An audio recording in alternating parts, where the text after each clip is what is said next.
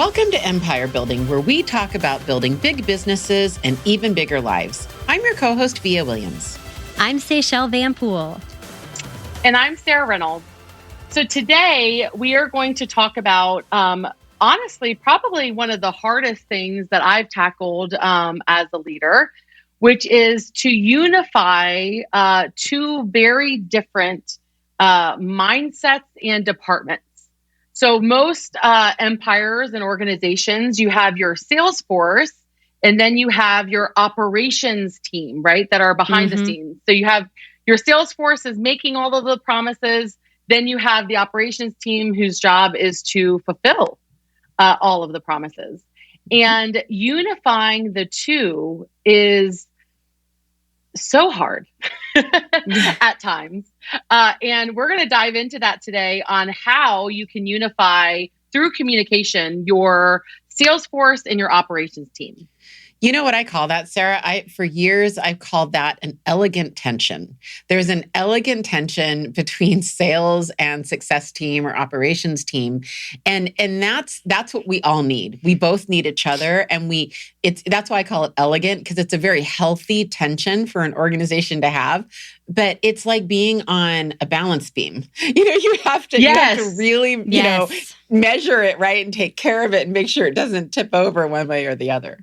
Yeah, no, it is truly a balance. And I mean, the hardest thing is, completely different mindsets, right? Yeah, and you need them both. Yes. Both are essential. You have to have both. Yeah, you have to have both.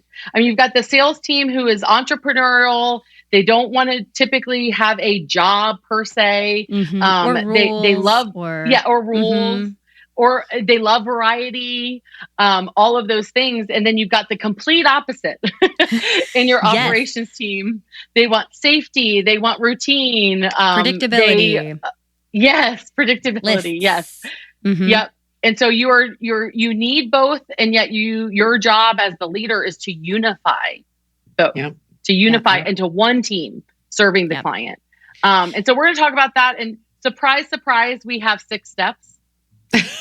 I know it's a shocker. It's such a shocker. Yeah, we have 6 steps. So we're going to dive into how you can unify your sales and operations team.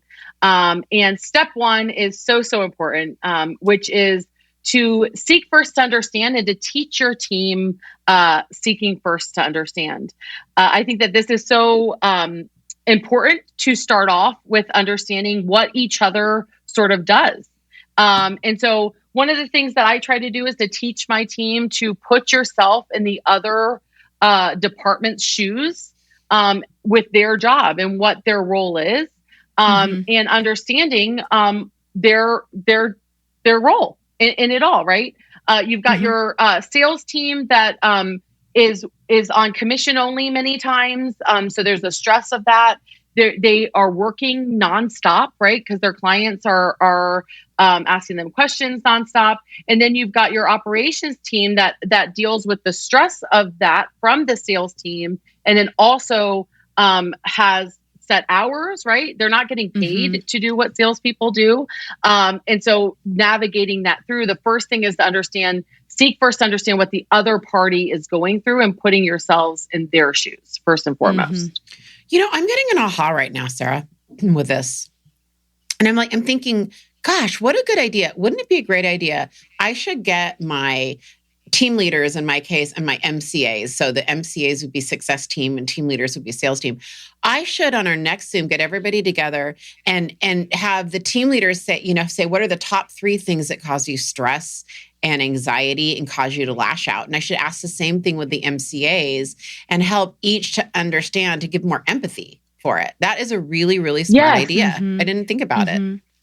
It's really good. And when we pause, so the reason this all came about, this topic and also this content came about, just to give transparency to our listeners, is we're struggling. So at Empower Home, we're struggling with this right now in terms of understanding one another and communicating. And I just did a training for my operations team on this topic. And I asked them, I said, hey, have you ever paused and put yourself in our agent partners or our partners' shoes? And we listed out, like, what are some stress? Why is their job one of the top 5 most stressful jobs in America? And I was shocked at how many of them fully understand what our agents are going through, what our partners are going through. But it took us all pausing to ask the question. And then they shared, like, one of them brought up, like, well, it's dangerous. They're meeting strangers, like, that adds stress, right? When it's dangerous. And so, like, taking the time to put yourself in the other department's shoes is so, so important. So I love that, Via. That's a great exercise to do. Well, yeah, I hadn't thought of it till now. And I know we're going to move into number 2, but one of the things that you've talked about on step 1 that I just think warrants sort of like putting a pin in is asking why, what's the why is behind the request without maybe saying why. So if you're in the other shoes saying, Sarah, I'm curious, what's behind this? What's behind the stress I'm hearing in your voice, or what's behind the question? Or just like, asking can you that tell me question more to the about other that? person. Yeah. Or what is it? Is there really something that smart. I did that caused this to happen? Like we actually use Seek First Understand probably 2 or 3 times a month at our big like team meetings where we're talking through issues and how did we seek first to understand in this issue as a team from an operations or sales team, what happened, what did the other person do to seek first to understand to then move the needle through that faster or more efficiently or more effectively. And I find it's a phrase that if you can get drilled into somebody's head from a sales side or an operations side, they show up with more empathy to getting to the root of what the issue is too, which is super helpful. It's awesome if you can get them there. No, that's so good, Say, and using that as the example to shine the light on when a team member does seek first understand. Yes, exactly. That's what we do. That's amazing. And I love that. I think that leads into number 2 really well. And step 2 is just understand and think about the emotion behind the communication. And, think about how will the recipient feel with the communication you're about to give. Do they feel cared for? Do they feel important? Do they feel like a priority? Do they feel appreciated? One of the things that one of my DHBs, you guys know that means deeply held beliefs. Side note, I was doing a training last week and there was a whole bunch of empire building listeners. And I said DHB and they all deeply held beliefs. Like, you listen. We have listeners. Oh my God, they like us. It was really funny. I was like, I almost wanted to cry. I was like, Anyway, one of my DHBs is that I always want to leave every interaction giving more energy than I take, right? So whenever I leave an interaction and it feels yucky for me, or I feel like it feels yucky for the other person, I try to do my best to rate every interaction and make sure that I'm leaving the other person with more energy than less. It's one of my life DHPs, right? I don't always succeed. Sometimes it's on purpose. Sometimes there is a time and a place for it. But this reminded me of it, Sarah. Just really, really understanding and thinking about, what your emotion is and how I can leave you with more energy behind this interaction. And I can only leave you with more energy if I am trying to, and probably somewhat successfully understanding what your emotion is behind it. Do you want to feel safe? Do you want to feel encouraged? Do you want to feel, do you want to get feedback? Do you want to feel, whatever it is, how do you want to feel in reaction to whatever it is you brought to me? The method that we use on our team is called the sandwich method, especially when you're doing communication and writing, where it's you start with something positive that they're doing, you give the constructive assistance that you need and the why behind it, and then you follow up with the action that you take and the appreciation that they're going to do that to help you. And I think especially to a sales, like back and forth between sales and operations, I find our operations team can get so into like get stuff out mode that they forget to like sandwich it. And if someone has an emotional negative reaction to the way you have phrased something, they can't receive any of the feedback that you're giving or the help that you're asking for. And so trying to keep that sandwich method of kind of think about it like an ice cream sandwich. I want some cookies in there. Helps with the delivery of the receiving of the message. Yeah, I think that's so important. I mean, Brene Brown talks so much about the emotion behind everything, right? And I think that this is typically when you're getting what can happen sometimes is the sales team comes in and they're stressed out their client might just be upset about something that's going on. Mm-hmm. They then turn around and move that stress onto the ops team, right? So they're like stressed out. They're moving the stress onto the ops team. That's the emotion behind it, right? Stress and or the fear of letting the client down, wanting to please the client, right? Is where the sales team's coming losing from. the sale. Yeah, exactly. Losing absolutely. the sale. Exactly. And then the ops team then gets the pressure. What can be easy for the ops team is to give the pressure back, right? Yeah. Like, so to turn around to the sales team and understandably, absolutely. Understand. They're all understandable, honestly. When you seek first to understand and put yourself in the other department's shoes, you can certainly understand it. But I think it's, there's a Bible verse that says like a soft answer turns away wrath. And I think about that often when I'm dealing with stress, like how can I give a soft answer to this? And sometimes it takes that's actually the leader in that case, the person that will soften it. And so how you respond back is so important. And many times the ops team is reacting, right, to a question or to a request from the sales team, and how you respond back to them really matters. And to make sure that you give a soft answer to where you're showing care, you're showing that they're important, you're showing that they're a priority. And before you know it, you build unity. And it takes a lot of times, to be honest, I think leadership from the ops team to do this. And they typically have more self-control in general to do it. That will then all of a sudden teach the sales side how to respond and communicate. So Sarah, I love that. And one of the biggest hacks, and I learned this, surprisingly, like not very long ago. Like I only learned it like 4 or 5 years ago.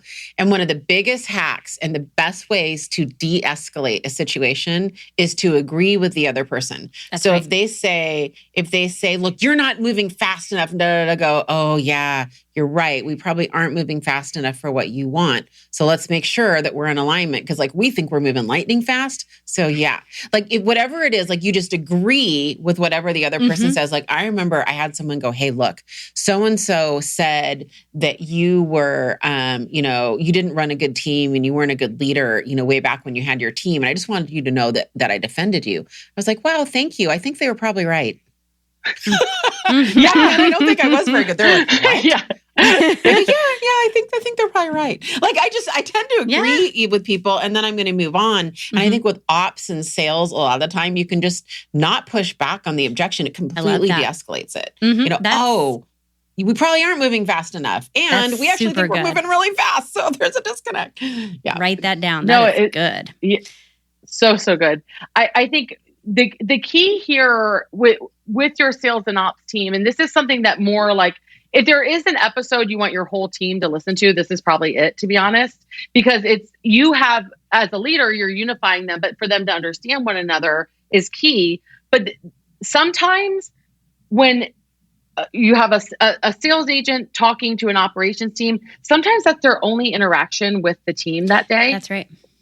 And what can happen is they then define the whole organization by that interaction. And so you want to think like, okay, how can we make sure that they feel cared for, that they feel acknowledged and important? And it's like so important with how you do it. The other big thing here that I just have to throw out, it's so important with emotion. It is so hard to hear emotion in writing. Yeah. So many times you've got to pick up the phone. Emailing and texting back and forth is not the best way to handle problems. I know. We're going perfect. I am. I'm sorry. Going into step 3. No, that's great. Yeah, it's a perfect segue. Yeah. Yes. So go ahead with step 3. But I think it's so important to understand how communication is going to be heard, which then leads to step 3 of like what the best way is, right? So go ahead and talk about what is the best that mode? Exactly. It's what's the best mode of communication type to receive the type of message that you're sending. And there's so many different ways to be able to get that across, whether it's email, text, Slack, voice memo, phone, take a quick selfie video, depending on what you're trying to get across. I think there's a big difference between how those get done. I know one thing Kristen, our ops director on our team, started doing was having a weekly Zoom meeting to walk through every agent's clients with them for their contracts because she found that like email and text wasn't effective. And so she does a 15-minute meeting with every single salesperson now to walk through all the potential pitfalls, questions, challenges, et cetera. But they get to see each other. Whereas before it was all via text or, email, and it felt less personal. And I thought that was such a great efficiency hack, number one for her, but number two, such a great value proposition to bring her wisdom to the table. Because so often one of our biggest value propositions outside of giving our teams business is our operations team and the value that they bring to the table through their systems, organization, protection, efficiencies, like everything that they do. And so, I think slowing down for a quick second before you fire something out, whether you're on the sales or the operations team, and saying, is this the best method to get my point across? And then, the other thing is it is important to document your conversations. And I think on the sales side, sometimes text and phone tends to be what we lean on the sales side, but making sure you're recapping that conversation and looping in the operations side into an email, summarizing it so they're on the same page and can help you. Different things like that can really make a difference when it comes to creating efficiency, respect, and having I think about a sales team's love language oftentimes is to feel respected and seen and appreciated and heard. And on the operations team, one of their biggest love languages, don't make me do my work twice or make me double do something if you've already done it. And so making sure from a sales side that you are recapping your conversation in writing, whether it's in your CRM or in an email recap, and looping in that operations team so that they understand that piece of work has been done, that conversation's been had, and they know their next steps to help follow through for you. So one of the things that I've been experiencing lately, and this is probably speaking more to people that that report up, sideways, and down, which I have all three. And so one of the things that I've been putting a lot more thought into is, do I want to send a written email ahead of time for someone to review, then we review it in our discussion? Or do I want to have the discussion and then send that as a recap? And sometimes, by the way, it's both. But really thinking, sometimes I do not want to give something ahead of time. I really want to control the message. I want to control the flow of how I'm doing it. Sometimes, though, I do. And what I find is if someone has the opportunity to review something, process it, and then and come back to me. So I find with our operations success teams, they like a pre-review. They really like to have that opportunity to look at things ahead of time, process it, think about it, whatever. Salespeople don't always, sometimes they do. They don't always need that though. They're more a little bit quicker, impulsive in their responses, right? In both cases though, to your guys' point, like you want a follow-up, whatever that looks like. So I just thought I'd throw that out. I have two examples this week of where something like that was put into play. Number one was we did our sales team mid-year reviews, and I did one-on-ones with every one of our sales team, reviewing the first half of the year, forecasting for what we're looking for the second half of the year. And I sent out 8 questions ahead of time that I wanted them to think through before we had our meeting. And so that would be an example of I wanted to elicit thought and conversation ahead of time. One of my biggest trigger points, and I don't know about y'all, but is when I get a text and the text says, "Hey, do you have a second?" I don't know if you guys ever get those. No blind agendas for Via. I get that, and that immediately sends me into not good headspace, bad headspace. And I'm like, do I have a second because I'm getting sued? Do I have a second because you're quitting? Do I have a second because you have an hour-long conversation you need to have with me? Did I screw up on something? Or did you just have a question where you want to know what I ate for lunch today? I don't know. So in communication, one of the best things you can do, leadership sideways, up, down, is if you need a second, say what the second's for. Do you have a second to do X on both sides? Because I find that helps a ton too. Yeah, and I all of that is gold. And hopefully, I'm sure there's lots of notes being taken right now. I think the other big thing with doing things in writing is so many times, when this is an internal communication. So we have client communication, which is external, and then you have internal communication. So when you have a conversation with a salesperson has a conversation with an ops person, or an ops person has a conversation with the salesperson. If it is done by phone or in person, I have found a recap email to be crucial because those departments do think completely different. Mm-hmm. Like we just have to understand that. Like they think completely different. Sometimes they also hear something completely different. And I think what's really important is to recap it to make sure that everyone's on the same page. Like, and it can be quick bullets. You don't have to be as like caring about the emotion in the recap because you just had a in person or on the phone where they could hear your emotion and hear your care. But what you do want to make sure is that you walked away understanding the same thing. And whenever that happens, Yep. And Sarah, I love that. And that action so steps. What you're each doing. Yes. You have to put in action steps when you're doing your recap. And by when. Yep. Mm-hmm. Yep. So step 3 was like figuring out what is the best way to communicate and always go with the best way. The more you can do in person or over the phone, the better because they hear the emotion. For sure. But obviously sometimes it's email and text and things like that. So figuring out the best way. Step 4. When you're communicating internally and when you're wanting to build unity amongst the two departments, the why behind something is so important that everyone understands the why. Many times, like an agent might have a request or something like that, and the ops team does it a certain way, right? That they have been proven and or their leader told them to do it that way, right? And they just say like, no, we don't do it that way, right? Your ops team might respond with that. The sales team needs to understand the why.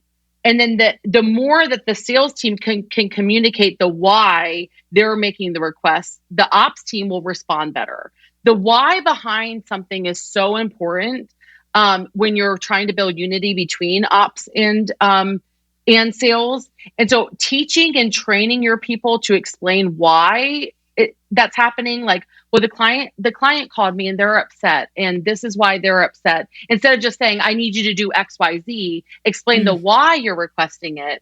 And then vice versa, the ops team explaining why something is done a certain way. So it's so important to explain the why behind it. So I just want to yes to that. And what it reminds me of, I don't know if you guys have read that book called, I think it's called Influence by Robert Cialdini. Very, very good book. But he talks about a lot of studies done that if you can get people to comply more joyfully and easily if you use the word because. I don't know if you guys knew this, but if you say it, the word because triggers like it triggers compliance, like an automatic compliance response in humans. So if you say, hey, could I come to the front of the Xerox line because it doesn't matter what you're going to say afterwards. It could say, because I'm wearing a pink dress, or it could say, because my son's sick and I have to get to his school. There might be a slight sliding scale, but the research shows it's when you say because, it's that they understand you have a reason. And they sort of, we're wired to like sort of naturally accept that, okay, Sarah has a reason. Otherwise she wouldn't be asking. I'm going to let her do it. And I'm going to have a better attitude about it. So that just reminded me of that because when you said that, like understanding that there is a because and that there is a why, sometimes just adding the word because, if you just practice that, because fill in the blank. Isn't that funny? Why did I not have this an hour ago when I was training this? It's called, I'm pretty sure it's Robert Cialdini. It's the title that I think pretty sure it's Influence. It's the name of it. That's so good. That's awesome. So adding because, which is answering the why, right? Yes. It is. That is, that's a one word that goes into the why. I love that. That. There you go. So good. Step 5, remember that we need them and they need you. We are all in this together, folks. Elegant tension. It's good. The tension is good for us and it's good for our businesses, right? And I think we all recognize on one level, sales need ops, ops need sales, right? But it's really important to show gratitude for what the other person is doing on the other side and knowing that, and I think just internalizing and telling yourself everyone's doing their best, because I really believe that's true. Most of our work environments, people are certainly, they think they're doing their best anyway. We all depend on one another. And so I think it's important to communicate that and how important they are to you, how much you appreciate them. And, I think that all of these will have a better outcome at the end of it. But the last point of this that I really want to emphasize, and I think it's the single most important word in this whole discussion, and that is the word anticipate. The word anticipate is under-recognized, and I think it's underappreciated. If we can if we go through steps 1 through 4, and we truly work to understand, why they'd be asking this, why they would be putting pressure on whatever this is, or, why they're upset about something, right? And if we can use that to anticipate in the future triggers, or anticipate what's going to stress someone out, or what's going to cause organizational chaos, or whatever that is, if we can anticipate, I think that's what separates the truly exceptional from the okay people, right? Being at least 1, 2, if not 3 steps ahead of things, or at least trying to anticipate, I just think is something we should all strive for. Yeah. No, I love that. I think that's so good. When I was doing this training with my team just like an hour ago, we were talking about, so we sought first to understand, and we went through the exercise of like, okay, what are the stresses on the sales side? Like, let's put ourselves in their shoes, right? And then at the end, when I got to this part of just like, we need each other, I said, do any of you guys want to do this job?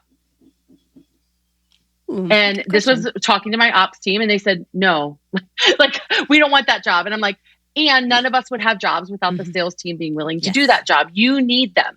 Now, they can't do their job without you. And I think that it's so important that whole concept of like, your ops team has to have the people willing to go out there and sell and take the objections and put themselves in awkward situations, all of those things. And then they can't do that well if they're not fully supported from the ops team, meaning everyone needs one another. And I think when you come at it from that standpoint, and the more as a leader you can say that, the more unity you're going to bring, because they then understand like, okay, yeah, I'm not going to do that. Well, then you wouldn't have a job if there wasn't a sales force that was willing to go out there and sell your product. Right. And so, and vice versa, they wouldn't be able to sell as well without you. So everyone is in need of one another. It's so important. And Sarah, just as leaders, I think that one of the biggest things that I really do try to emphasize to alleviate this stress is I'm constantly trying to train my people, especially my success team.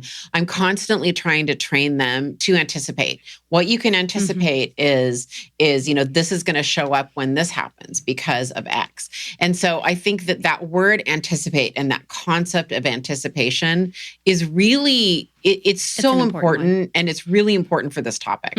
Yes, well, I agree. And then like your last piece is like, as you are pulling all of these pieces together, it's making sure that you're helping to prevent silos inside of the organization. This is a tough one. It's a hard one, especially when you're like, Sarah, I think about how like fast you guys have been growing and how many people you've been adding.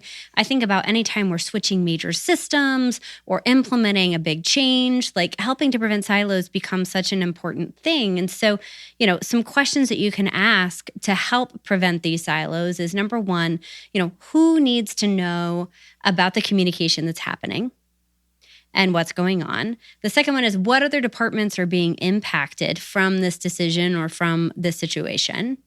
And then at the end of a department meeting, answering together, I think these are great questions. First off, what decisions were made today? Recapping what decisions were made. The next one is who does that impact? Then who do we need to inform about it? Who is owning the communication and informing them, right? So we don't just think, oh, someone's going to hear about it and then no one ever tells them. And then the last one is when and how should this be best communicated? And that really takes those 5 questions right there, really summarize our steps in internal communication to help make sure that the right people at the right time and the right way are learning about what needs to happen and how it impacts them when you're making big changes in your organization. I love that. And honestly, this is something that we are failing forward at constantly We'll join the right club, now. Sarah. Yeah, absolutely. And so we've added these 5 questions to every meeting agenda at the end to ask Love it. the 5 questions to make sure that we are communicating out what needs to have happen. And when you're wanting to build unity amongst the different departments and amongst ops and the sales team, the best way to do it is through communication. But so many times both are making decisions without the other party knowing about it. I mean, that's right. One of the most fascinating stories, and of course, this is I reside right outside of Washington, D.C., and so it's more at home for us. But when they did the autopsy on September 11th, like when our government looked back and said, how did we let this happen? Like, how did we not catch it? Okay, so it took multiple years for them to do a full sort of diagnosis of what happened. They found that all of the departments of our government had one of the pieces of the puzzle to where we could have stopped it. So the DOJ had a piece, the CIA had a piece, the FBI had a piece, the Department of Defense had a piece. Like all of the different departments had pieces, and had they have been communicating to one another, not siloed, we would have prevented thousands of Americans dying. Wow. And I know that's a serious topic, but the same thing happens within our organizations where the ops team knows something that the sales team doesn't know, and then they're siloed, and before you know it, it's like you're running 2 different companies that have no idea what one hand and the other is doing. So much can be prevented through communication if you can figure out how to systematize it, which is what we're struggling with right now, in the best way. And so it's so important to build unity through non-siloing. And as you grow bigger, this becomes much harder as you grow bigger. That is so fascinating, Sarah. I think I'd heard that before, but the way you put it in context to this is really interesting. What did pop into my mind was not an incident, but something that happened this week. And granted, I'm in a pretty large organization now, at least relative to a lot of our small business listeners. I mean, we have about 500 employees now, and we're getting bigger. And what I also am finding lately, because we have different departments, it's beyond just sales and ops. Like we have marketing, tech, HR, legal, whatever. And what I'm finding is that, as a leader in a larger organization, so any of you guys listening who might, be an employee or something, just being a safe place for people to raise their hand. And I had a wonderful person who I just adore in our organization texted me a couple of days ago. She said, "Hey, I just wanted to raise my hand to be looped in on this topic because I think I can contribute a lot. And I think that my department might benefit and be able to help, this. And so I'm just raising my hand. Could you loop me in moving forward on this particular topic?" It was just so well done. It was just such a great text for me to get. So sure enough, I had just emailed our co-founders a proposal on something. And when she texted me, I go, "Oh, actually, yeah." And I forwarded that to her. I said, "Hey, this is what I sent, these guys, and this is what I'm thinking. This is where you guys could come in." And we started, it was in writing, granted, maybe, but we started collaborating, just through her sending that text. And she was right. Her division and our division can work together to make that topic. And I realized that there's probably a synergy in almost everything with that topic, right? So I just wanted to throw that out there that are you a divisional leader, or are you a leader that people feel like they could send that text to? Like I was really honored that she didn't hesitate sending that to me, so something to think about. That's awesome. No, that's so good. I think the other thing with this for preventing silos, and again, this is something that we're for sure failing forward on. The stat, I believe, now don't like we'll find the actual stat, but I believe if one person says something, 3 to 5 people feel it too or have the same question. And so when someone asks a question or needs something, so in that instance, Via, with your story, there's probably a few other people that feel that way too, that haven't said anything, right?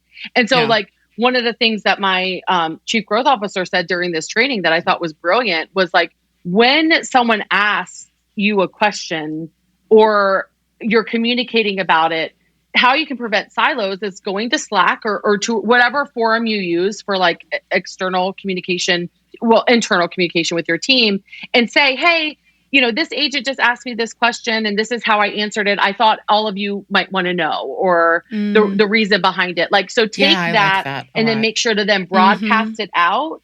And then that helps like those 3 to 5 people that are also wondering it. You're answering their question it will save you time in the end. Yeah. And it prevents siloing. So everyone understands that everyone's communicating to one another. And so I think that's super, super important as well. Well, yeah. And be that brave person and reach out to someone and say, hey, I'd like to be looped in on this. I think, especially, I'm just going to say it, especially our female listeners, be brave, shoot that text over. There's no negative to that. There is absolutely no negative to you raising your hand, asking for more responsibility or more, or to help, being more looped in like that. The worst thing that could happen on that is that your direct supervisor, mentor, leader could say, they could coach you a little bit on that. Like, are you sure that you should be adding that on? Is that your one thing? That's the worst that can happen, right? Mm-hmm. Most of the time that probably won't. So that's awesome. So true. Well, we're going to close out with by far one of my most favorite quotes. I think I say this about many quotes, but this is in the top 5. I've learned that people will forget what you said, people will forget what you did, but people will never forget how you made them feel. And I think what's so important when you're building unity amongst your operations team and your sales team is that if everyone comes from a place of seeking first to understand, step 1, right? Putting yourselves in their shoes. Also making sure that understanding what is the emotion, how is the receiver of this communication going to receive that? Are they going to feel cared for? Yeah. Am I going to, I might mess up my job, but will they feel cared for, right? Step 3 is choosing the best communication. That all goes back to how someone feels, right? Making sure that you care about how they feel. Explaining the why. So using that very powerful word that Via said, because. So adding because. Just remembering that we need them and they need us, both ways, and making sure that you're saying that often as a leader to build unity amongst those two, and then making sure that you're not preventing silos. So having some forum of open communication to where they feel safe to communicate and to speak up. But honestly, this is something that I think we will all be on a journey on for the rest of our careers, is building unity amongst our sales team and our operations team. And so much about having a big business and even living an even bigger life comes back to building that unity in your organization. And if you follow those 6 steps, you'll be able to do that. So thank you guys so much for joining us. It's been awesome. And get out there, keep living, having a big business, but don't forget to also have a big life. Bye, guys. Bye, guys. Thanks, everyone. Bye.